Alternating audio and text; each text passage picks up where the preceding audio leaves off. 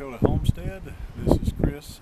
You normally watch my wife and girls make theirs, but we're moving outside, and I wanted to help them. We're thinking about garden time. It's getting close. Even though we had a little snow this morning and it's windy and kind of cool today, we are starting our plants in the house, and so we've built some raised beds, and I wanted to share those with you. As high as lumber has got, everybody's, I don't blame them. I don't want to spend a lot of money either. And so what we did, we found some boards. They were offered to us. They're weathered, but as you can tell, they're very solid. There's nothing rotten here. Those boards are just as solid as they can be. Actually, they're pretty heavy. They're old growth trees, so the grains are really close, and so they're good boards. And so we decided we would get them. We were able to get some long ones and some short ones. These here are roughly about 50 inches. And so what we did, we took these boards, since they're short. This bed is about 6 foot wide and 13 foot long. I just kind of worked with what I had and where I wanted it. And so what we did to make those boards work, I have these. I'm a carpenter, and I had these left off a job, and these will weather and they'll match this. They'll turn that gray look. And so we just half lap them, we call it.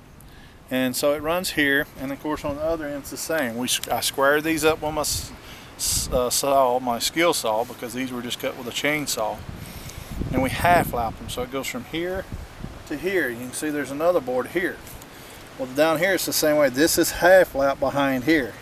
And so we just put screws on both sides. And when you overlap them like that, it makes these beds strong. Pretty strong. They're not going anywhere. On the corners, I did put a 2x6 here, so it overlapped where my 2x4 was, and we could put screws in all this, and it holds that corner nice and tight. You're not worried about snow or anything getting in there and blowing it out from the lake, where it'll be full of dirt, but we do get, in the wintertime, just the weight of stuff pushing, and even with the water from the manure and all being wet. This here, you can see we've filled most of it already, but this here is what come out of our chicken pen. Originally it came from our rabbits. We feed our rabbits hay, grain, mostly hay and grain. We do feed a little bit of other like bulk feed, but very little, mostly all hay and grain. If they're not got little ones, we don't feed them nothing but hay and grain. And rabbits, being the animals they are, they drop it through the fence, and of course they drop their presents as well, their manure. That's what those little round things is rabbit manure. So we've got a mixture here of hay, chicken manure's in here, rabbit manure, and then of course the chickens pull out all the seed head. I say at least 99%. We've used this for years, this method, and it's worked very well. And they dig it out, they scratch it out, and see, some of it will get wet after it sets outside, but even that breaks apart real nice. And so anything that we might have fed them will be in that, and it will break down. As if you look over there, you'll see some leaves. Under this is a layer of leaves. We're using what we have, and we had leaves in a compost bin that not broke down. We actually just cleaned them up here in the last few weeks. They'd blowed around, and so we then on the very bottom is wood, twigs, branches. The biggest one maybe that big, to the size of my finger, and so that's what you have. So we'll come down this way. This here is topsoil and peat moss. Now you can see there's some giblets of little twigs and different stuff. We did not have any pure peat moss at our local supplier, so I bought a mixed dirt and peat moss. I will put a little manure on top of this, and then we'll till it all or stir it all together. And of course, if I've got any leaves left, I'll even throw those in there before we plant it. And this will be ready to go, because I like the stuff in there breaking down as the plants are growing. Of course, as you water it, it will feed the plant. But we're going to go and we're going to look at our rabbits, and I'll show you where this all comes from. And I want us to think, let's try to think outside the box. Let's try to always use what we have. If you don't have this, that's fine. If you just have leaves, sticks, twigs, whatever, fill it in there. I mean, because as you can tell, these beds are about 19 to 20 inches high. It was about 19 inches exactly. And so that's a pretty deep bed. So you don't want to buy, or you don't even have to, it's hard to get that much dirt sometimes. This will rot, and within a few years, this will make a very, very fertile bed. But let's go down here and look at the rabbits right quick.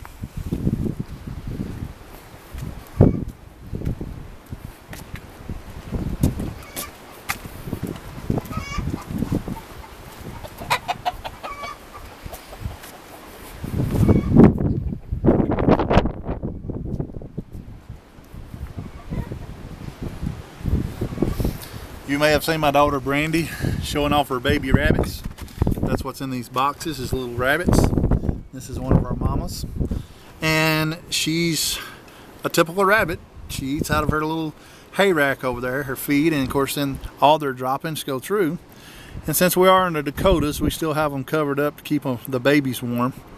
But we pulled the still off down here, and that we will clean that out. We actually did it Saturday.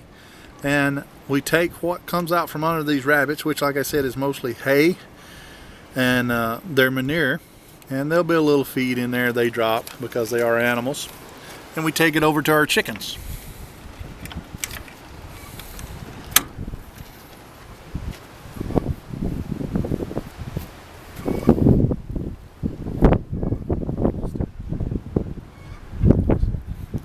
Now you can see here, kind of windy here today, so our chickens are, especially this pen, they get more wind. They're trying to stay out, and so they go in their house. But you can see all the hay and manure we put in here Saturday. We'll go over to our other pen.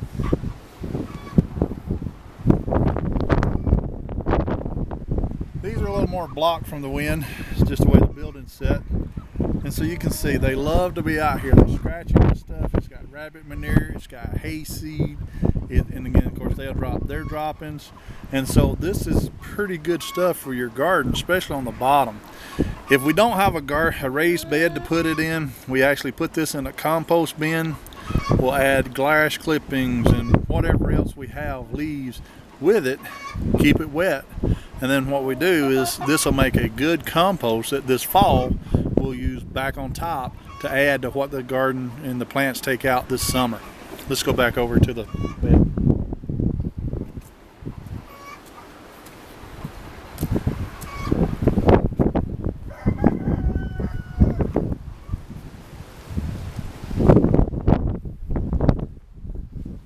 So when you use this stuff, make sure that you got plenty of dirt above it, because some of this the rabbit is actually really good, and there's not enough chicken litter in here. You say, oh, it'll burn. There's not enough in here. We don't leave it that long to burn it up. It's so spread out.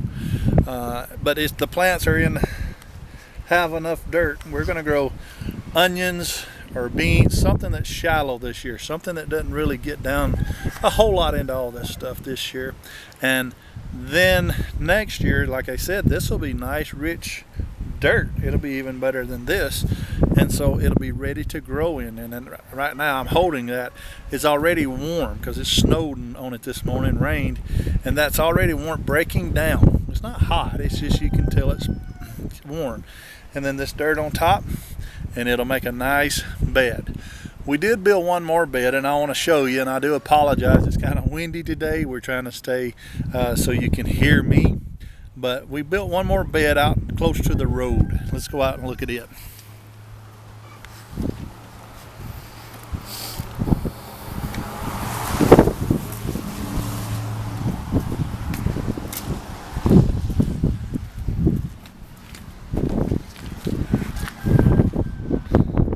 Now I'm going to kind of stay here so maybe you can hear, but you can see here we're the house right next to the road. We live in a small town, and so what we did here is I took these boards were one length. I was able to get this many off lengthwise, and so we took them and we made a raised bed 3 boards high.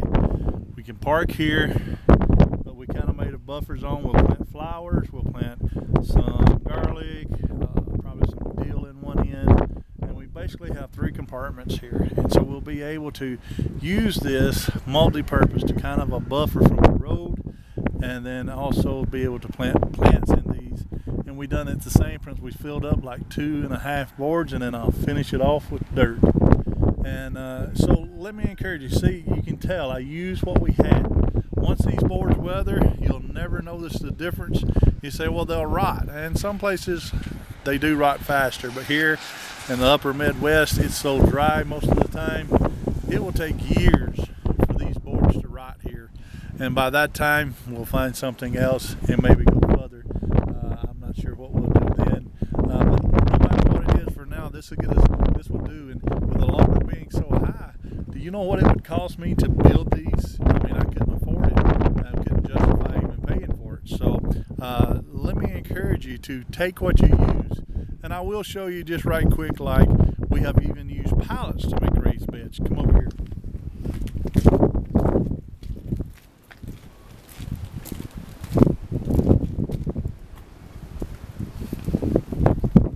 Both these and even others, but these two just right here are all pallets. And as you can tell, this is a part of a pallet here. And I just cut and left 2. And then I cut out the pieces, and that's what's screwed over here. And I will do a video one day on how to build a pallet raised bed. But just use what you have. And these we did last year. We've added compost, leaves. Now I want you to look. There's a lot of stuff in there. I mean, there's manure in there. There's hay. There's all kinds of stuff in there. And that's still breaking down on top because we added some fresh. But I'm telling you what, these will be a lot better than last year. And so use what you got. Try to, like I said, think outside the box and be able to make the most. We live on a small place. We have a lot on the edge of town here. We're able to have chickens and rabbits. It's a small town, like I said. And so use what you've got. Maybe a neighbor's got a bunch of leaves. Maybe he's got some twigs.